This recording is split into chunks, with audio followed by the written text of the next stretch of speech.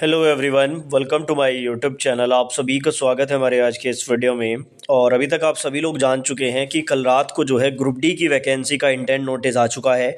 कितने पद group D में अभी आने वाले हैं वो बातें आपको मालूम चल चुकी है। तो इस वीडियो में हम लोग बात करेंगे कि जो ग्रुप डी की वैकेंसी आई है या फिर आने वाली है, इसमें 10th वालों के लिए किस जोन में कितनी वैकेंसी है, पूरा जोन वाइज डाटा मैं आपको इस वीडियो में दिखाऊंगा। अगर आप लोग एक 10th पास कैंडिडेट हैं और आप ग्रुप डी की वैकेंसी का वेट कर रहे थे तो थोड़ा सा आपके लिए यहाँ पर बैड न्यूज़ ज़रूर है, क्योंकि बहुत बड़ी संख्या में वैकेंसी नहीं आई है। और वैसे तो आईटीआई वालों के लिए भी बहुत बड़ी संख्या तो नहीं है, लेकिन 30,000 के आसपास ये अनुमान लगाया जा रहा था और उतनी ही वैकेंसी देखने को मिली है। जैसा कि आपको मालूम है, रात को ये नोटिस आया था। अब मैंने रात को एक वीडियो बनाया था जिसमें मैंने आपको बताया था कि 10th वालों के लिए कितनी पोस्ट है, तो उसमें थोड़ा सा मिस्टेक हो गया था। एसएनटी वाली जो पोस्ट है ये 2012, इनको मैंने 10th वाले स्टूडेंट के लिए काउंट कर दिया, जबकि 10th वालों के लिए नहीं है।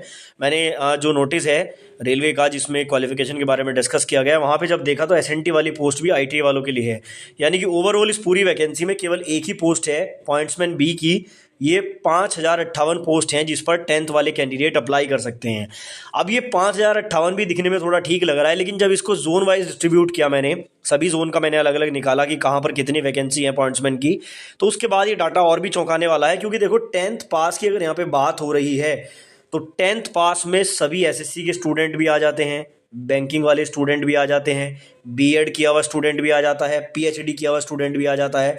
अब आप लोग बोलोगे सर कहाँ पीएचडी कहाँ ग्रुप डी, तो मैं आपको बता दूं, ये ग्रुप डी की वैकेंसी जब लास्ट टाइम आई थी 2018-19 में, तो पीएचडी, बीएड, बीटेक ऐसे बच्चे यहाँ पर ग्रुप डी का एग्ज़ाम देने गए थे। तो क्योंकि ये 10th पास की जब वैकेंसी बन जाती है तो इसमें सभी अप्लाई करते हैं। अब ये केवल 5,058 पोस्ट हैं और इन पे ओवरऑल सभी स्टूडेंट फाइट करेंगे। और एक और कमाल की बात यह है कि इन 5,058 पोस्ट पर आईटीआई वाले भी एलिजिबल हैं।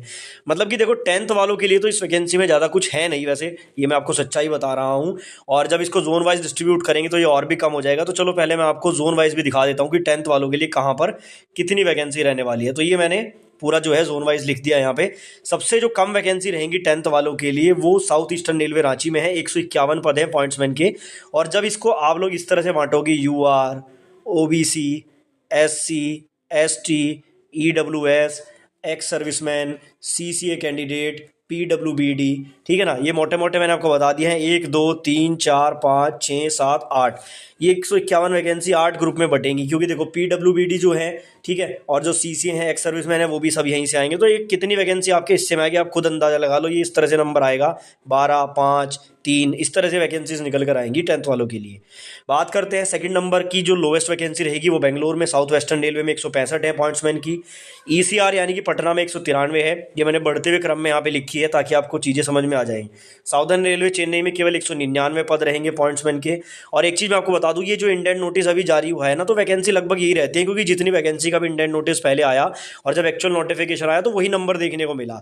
तो इसमें बहुत बड़ा बदलाव आपको नोटिफिकेशन में देखने को नहीं मिलेगा। 2-4 वैकेंसी ऊपर नीचे हो सकती है, बस इससे ज़्यादा नहीं। साउथ सेंट्रल रेलवे सिकंदराबाद में 209 पोस्ट रहेंगी आपकी पॉइंट्समैन के लिए। नॉर्थ वेस्टर्न रेलवे अजमेर या जयपुर आप कह सकते हैं, 213 पद हैं। नॉर्थ ईस्टर्न रेलवे गोरखपुर में 259 पोस्ट हैं। उसके बाद बात करें एनएफआर यानी कि गुवाहाटी की, तो गुवाहाटी में 276 पोस्ट हैं 10th वालों के लिए।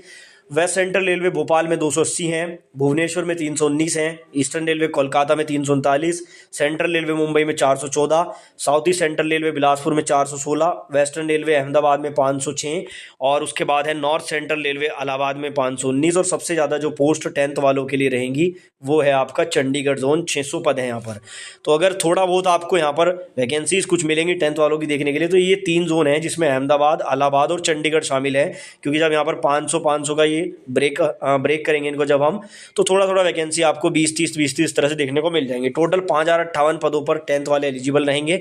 और यही है यहाँ पर जो भी कुछ आपको दिया गया है। अब सवाल ये है कि ये जो इंडेंट नोटिस आया है इसमें जो वैकेंसी बताई गई हैं, क्या ही इन वैकेंसी में बदलाव हो सकता है। तो देखो, वैसे अभी तक जितनी वैकेंसी का पहले इंटेंट नोटिस जारी हुआ तो नोटिफिकेशन में उतनी ही वैकेंसी देखने को मिली। लेकिन क्योंकि देखो एएलपी की वैकेंसी भी बाद में बढ़ाई गई, टेक्नीशियन की वैकेंसी भी बाद में बढ़ाई गई, तो हो सकता है कि ग्रुप डी की वैकेंसी भी फ्यूचर में किसी कारण से बढ़ाई जाए। वो कारण कुछ भी हो सकता है, वो रेलवे का खुद का कारण भी हो सकता है, वो स्टूडेंट भी कारण बना सकते हैं, बट किसी भी कारण से वैकेंसी बढ़ तो सकती हैं। लेकिन अभी के लिए निराशाजनक वैकेंसी है। क्योंकि एक चीज़ यहाँ पर और भी है, ये 32,000 अगर ओवरऑल को भी देखते हैं तो इसी में आपके एक्स सर्विसमैन भी हैं, इसी में आपके सीसीए वाले भी आ जाएंगे, उसके उसके अलावा जो आपके PWBD हैं उनके लिए भी यहीं से सीट आएंगी। तो नॉर्मल कैंडिडेट के लिए सीट्स एक्चुअल में बहुत कम हो जाएंगी, क्योंकि सभी का रिजर्वेशन अलग होता है। CC का 20% होता है, एक्स सर्विसमैन का 20% होता है, और उसके बाद PWBD का भी 4% होता है। तो ये सारा अगर आप देखोगे तो ये 32,000 का आधा ही आपके पास आएगा नॉर्मल कैंडिडेट के पास।